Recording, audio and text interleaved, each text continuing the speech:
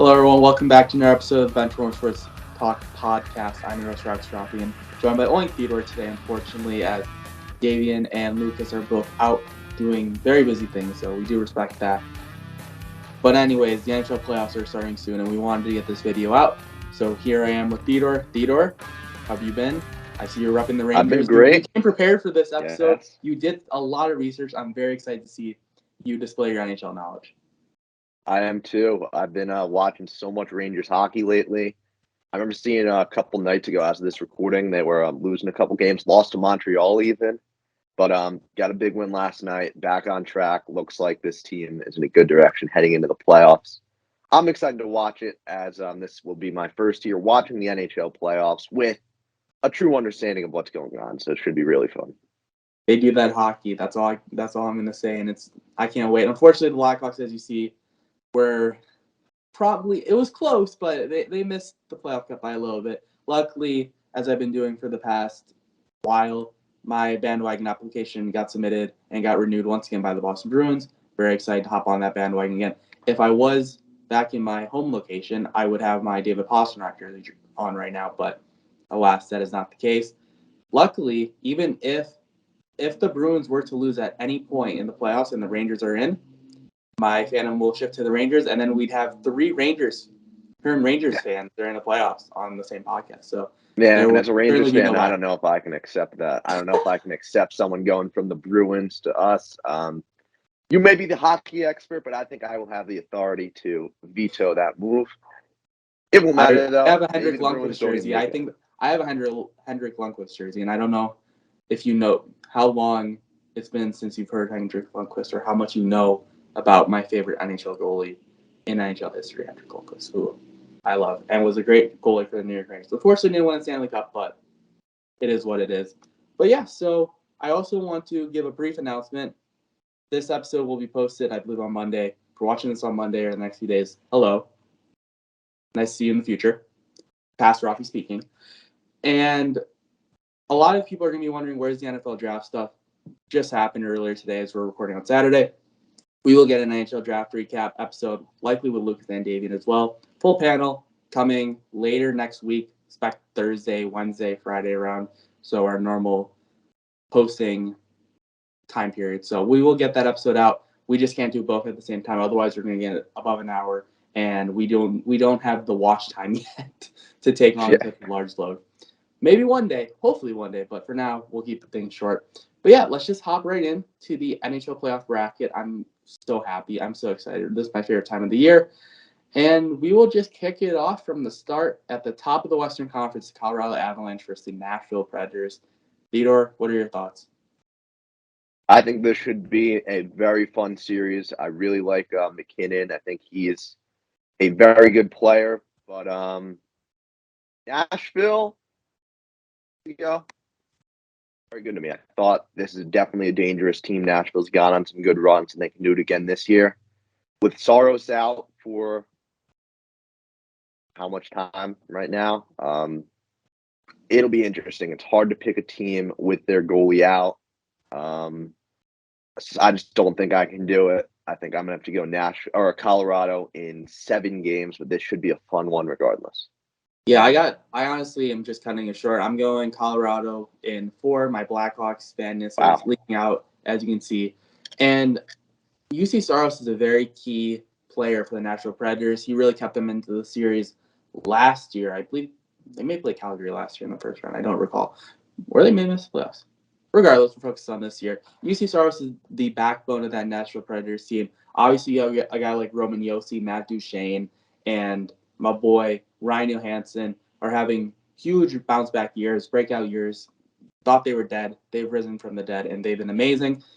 Nashville's a really good team. They play very physical, good playoff style hockey, but I just think the Colorado Avalanche, they're so good, and I just think they're just gonna step over Nashville, promptly sweep them, get out the rooms, bye bye Nashville. Have a fun time in your long rebuild because oh boy, it sucks. But let's just get into the next set of games in the Central, the Wild versus the Blues. I'm so excited about this series.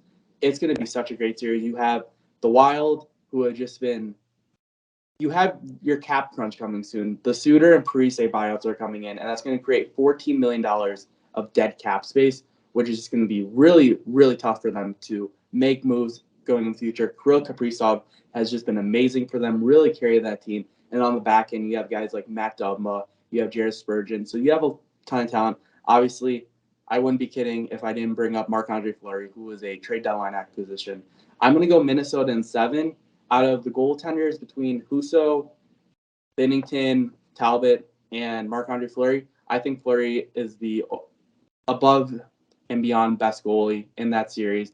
And also, although St. Louis is a very deep team forward-wise and they have a bunch of young talent, I think Minnesota takes it in 7. It's going to be a great series, though. Yeah, I agree on the goalie thing. Fleury clearly has the advantage over anyone on St. Louis. With that being said, such a deep team. 6 20 goal scorers. That is very impressive for a squad to have. I think the depth of this team is too much to overlook, and I believe they take it in 6 games. I think they should be relatively easy compared to some of the other series. I'm very high on the St. Louis team with the way they've been playing as of late. Absolutely. We're very hot down the stretch. I believe they only lost 1 game, heading down the stretch. They did lose a few nights ago and lost home ice advantage, which I think is going to be a key factor, but we will have to wait and see how big of a factor that plays. Let's now move on to the Pacific side of the Western Conference bracket. We'll kick it right off with Calgary and Dallas. These two teams played each other in the bubble in 2020, and it was a competition where you really thought both teams were trying to lose the series, but Dallas came out, lost a little less than the Calgary Flames. But the thing that I really like about the Calgary Flames this year is I thought they were dead last year. And for anyone who knows me from my 648 days and somehow saw that article about how I said the Flames should rebuild, that was a Castellanos moment right there. That was really bad.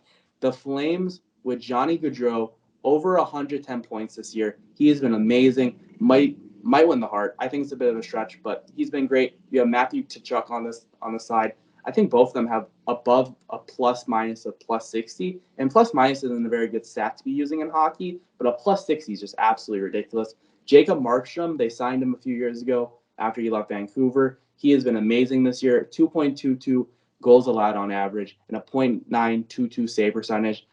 Dallas with Jason Robertson is a very dangerous team, but with Tyler Seguin and Jamie Benn just not stepping up, I don't really think the Dallas Stars are going to put up much of a fight. Jake Oettinger should be able to steal a game or two, but I got Calgary winning in 6. Well, all right, first of all, Raffi, you don't have to worry about that article. The site is down for anyone who's unaware.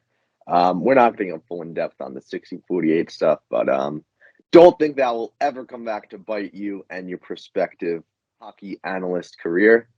Also, because I think your takes are pretty good. I absolutely agree with everything you said here. Johnny Gaudreau has been great. Dallas has kind of limped into the stretch. I believe they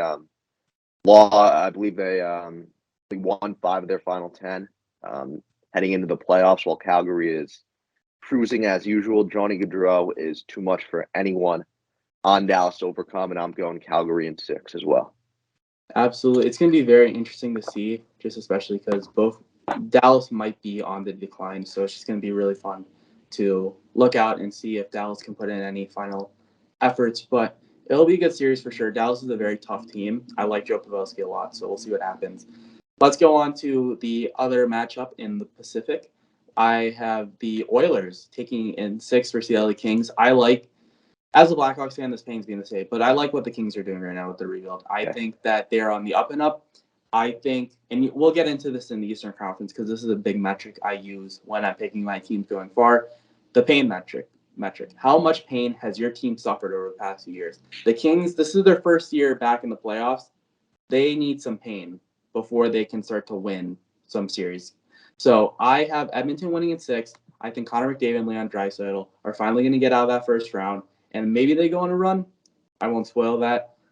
But it's really going to come down to goaltending. You have Jonathan Quick and Peterson, who have been great for the Kings. And then you have Mikko Koskinen and Mike Smith. Mike Smith's been amazing, but if we see the Mike Smith that we saw in 2019 versus Colorado Avalanche, it's going to be a long series for Edmonton. So I got Edmonton in 6. I think their offense is just too good. Evander Kane was a great pickup, although some of his stuff prior to that was a bit iffy. But once again, Edmonton in 6. Kings are doing a great job. They're on the up and up, but I don't think this is the year for them to go on a run. But then again, they've made deep runs in the past in 2012 and 2014 as an underdog. This has been the toughest series out west for me to pick. I really love what this LA Kings team has done. As someone who, as you guys know, is an Oklahoma City Thunder fan, it's great to see a team rebuild and have that window much accelerated. I'm really hoping my team can pull off something like that. But it's been great seeing this team that no one expected to be great win. And, you talk about stuff like this, quote unquote, like pain metric. But you'd see in sports, it's not necessarily always true.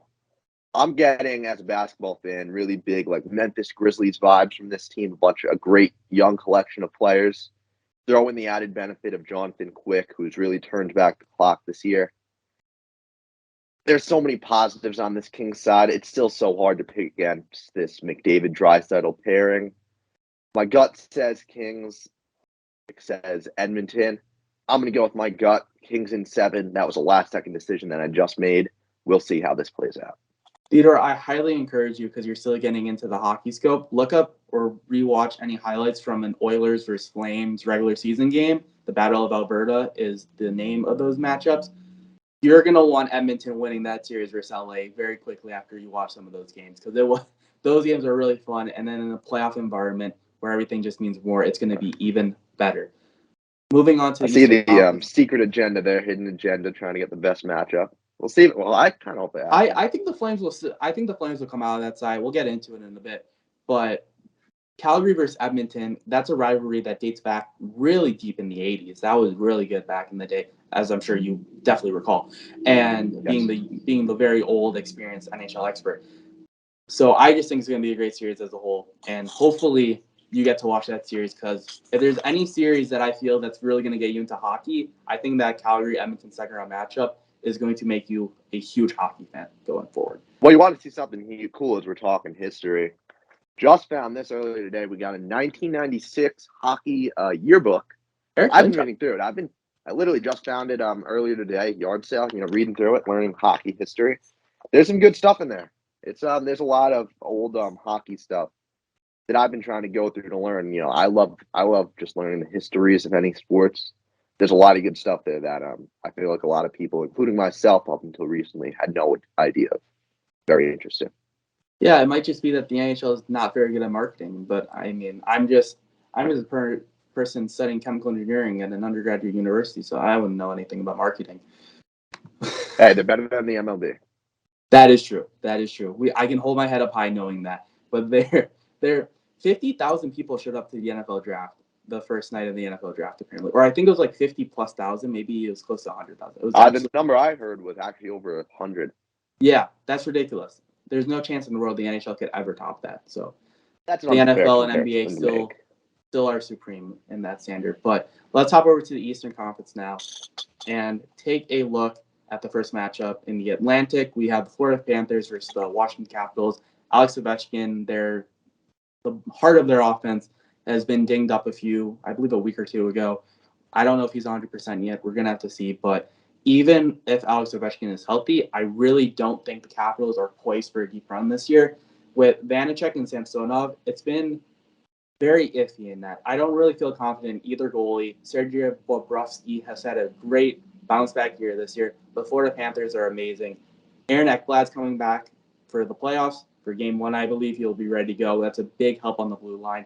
Although they've been playing great without him. So that's just going to be an even bigger boost. Then you obviously have Barkov, who's arguably the best player, and Huberdeau, who's going to likely be up in the Hart Trophy race. So I have Florida winning in 5. I think they take care of business and move on to the first round, out of the first round. Strongly disagree here. This Florida team just screams letdown to me. Barkov, great player, great defensive center, but just all the everything I'm seeing about this just screams Washington win to me. You look at the recent playoff failures of Florida. You look at the fact that the President's Trophy winner, I believe we're coming up on 10 years soon, without a Stanley Cup. Last time, 2013. 2013. All right, I see. I remember watching that team, that crazy win streak you guys went on. That was a fun fun thing to kind of follow The from good a old distance. days. The good old days. Yeah. I'll still watch those. I feel like an old person every now and then during the season. I'll turn on those clips and I'll just be like, the good old days. I miss those days. But continue on. You give me Ovechkin and this last dance type of feel that I have around Washington. I know the same can be said for a lot of these old Eastern powerhouses. I just really feel like Washington takes this game, and I think they will handle Florida in not 7, but 6. I think this will be much more skewed to the Washington side than some people think. If one of those goalies, Samsonov or Vanacek, gets hot, that's definitely possible. So, although I'd like to say that's a really dumb take and you don't know anything about hockey, it's a valid upset pick. I do have an upset pick later on that we'll get into. But speaking of a not very upset pick, we'll go to the Lightning Toronto matchup. Theodore, when was the last time the Toronto Maple Leafs won a Stanley Cup? 1967. Add away. Yeah, I'm prepared. And you know what? It's going to be that draft's going to be an additional year added onto it. I got Tampa winning in 7. And I know what you guys are saying. Austin Matthews, 60 goals. That's insane. No one's done that since 2012. Steven Stamkos. I get all the hype. And it happens every year. Maple Leafs fans go nuts. They go crazy. And then they get let down. I'm done. Last year was their opportunity to have a really cakewalk. They had a cakewalk last year to the at least conference finals. And they blew it. I don't want to hear anything about matches from Maple Leafs fans. I don't want to hear anything at all about them winning even a round. Win a round, we will talk. If this was any other team, I would pick them being Tampa. Any other team if you blindfolded me, showed me the points total, showed me a player scoring 60 goals, showed me all this stuff, I would say I think they'll win in 6 or 7. You reveal that's the Maple Leafs, no chance. Tampa in 7, book it, go Bruins. Win a round. If the Leafs win a round this year, I will have them going far. But they need to win a round first. I completely agree with what you said. I love how you were able to make a pick without even mentioning the other team, because we all know that Toronto's just cursed franchise there. And I don't know when they're getting out of the first round. Give me the 2-time Cup winners. I was just rewatching a couple days ago. I say rewatching lightly because I hadn't watched it to begin with. But that 2013 Game 7 against Boston, where they had the 4-1 lead in the third period. Such a fun comeback to watch, even though I'm not necessarily tight with the Bruins as a franchise. But it's crazy looking at all the collapses this Toronto team's had. It will not be any different this year.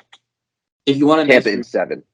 Yeah. If you want a nice recap of the Toronto Maple Leafs over the past 50-ish years, Urinating Tree, yes, is an actual YouTuber. He posted a nice 40, 50-minute long documentary on the Leafs past 50 years. Highly encourage it. Shout out to him. I know he's not going to see this, but you never love know. His work, and it's a great episode. Probably the greatest YouTube video I've ever watched in my life.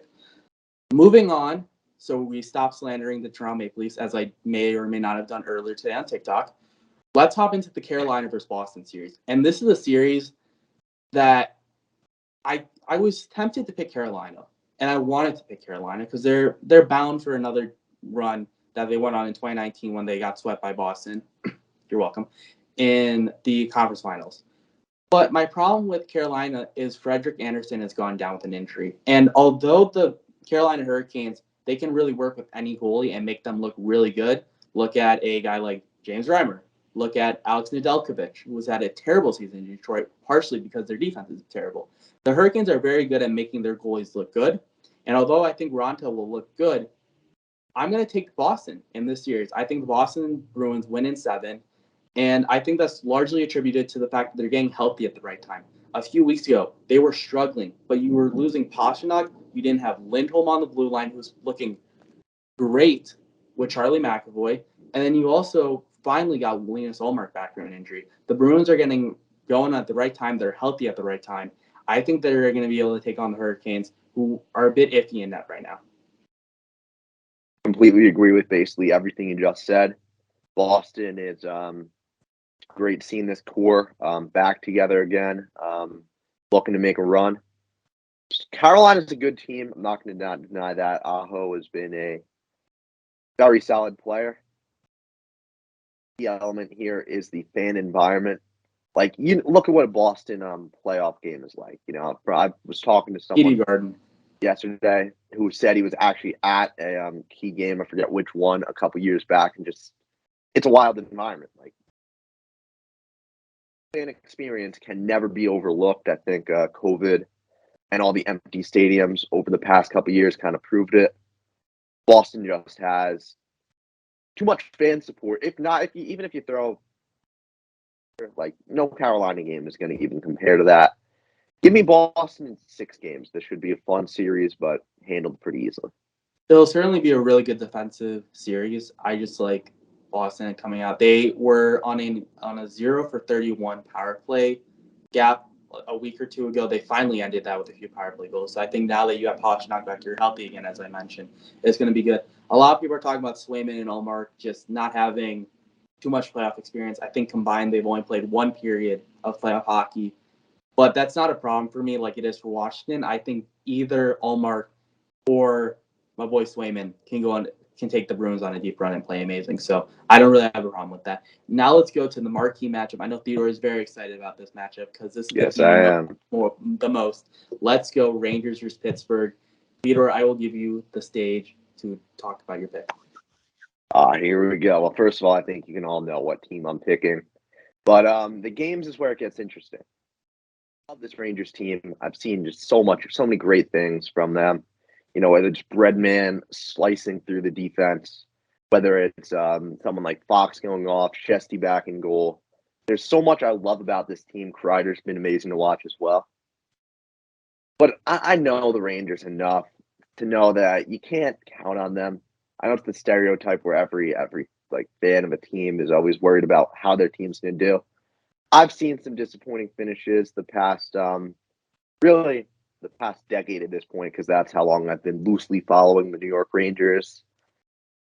It's tough seeing them up against Crosby and Malkin with what this Pens team has done in the future, winning cups. I think New York gets the win. I genuinely do, even throwing out my fan instincts, but I think it'll be closer than some people think. I think like we're seeing a game 6, possibly a game 7. So Rangers in 6, my official pick. But I'm significantly scared as a Rangers fan of this Pens team. I have the Rangers winning in 6. You hit on a lot of the pros about the Rangers. Obviously, Shesterkin's been amazing. He will win the Vezina 100% come the NHL award ceremony.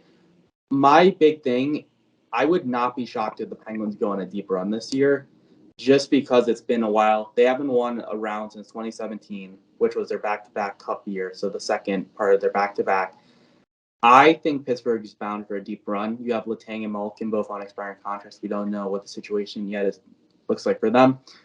But you mentioned Shesterkin, and that's the big X factor. He's just been an absolute wall this year. He might win the Hart Trophy as well, either him or Austin Matthews, in my personal opinion. But yeah, I have the Rangers in 6. I just think Shesterkin is just better than Jari. I like Jari. He's had a great bounce back year, but I just think Shesterkin takes that for the Rangers. So it'll be a great series, though. I'm very excited to see it. Let's now move on to our conference finals matchups. And you mentioned, so I do want to circle and stay in the Eastern Conference. You did mention the Florida Panthers and the President's Trophy curse, which I'm very excited that you did mention. And that's kind of the key thing for me. I think Tampa, although they've gone on 2 cup runs and they're probably very tired still, I think Tampa is going to wind up coming out of that Atlantic side, going to the conference finals to take on, and you're not going to like this, the Boston Bruins. It's going to be a really good series. I'm personally, I've never felt this way about a Bruins series in my life. I'm fine with either team winning, but I just think the Bruins are going to win just because I have more faith in their offense, and I think they're very disciplined, and I think they're better on the back end. That back end, I think, is just going to help them a little bit more. I like their special teams a bit more. And the big key X factor is the faceoffs. The Rangers, not really known for being a good faceoff team. Faceoffs are important, and you might say, Raffi, that's kind of stupid, just like how free throws don't mean anything in March Madness. First off, free throw shooting means a lot in March Madness. Look at Villanova. Second off, Bergeron is very good at the dot. Haula, very good at the dot. Tomas Nosek, very good. Charlie Coyle, very good at that. The Bruins have guys who can win faceoffs. The Rangers, I'm not confident, can really win those draws. And key wins at certain parts of the game will decide who wins the games. So I have the Bruins winning mostly because of the faceoff percentage, but it can go either way. And that's my conference finals matchup on the east side. On the west side, I have the Avalanche taking on the Flames.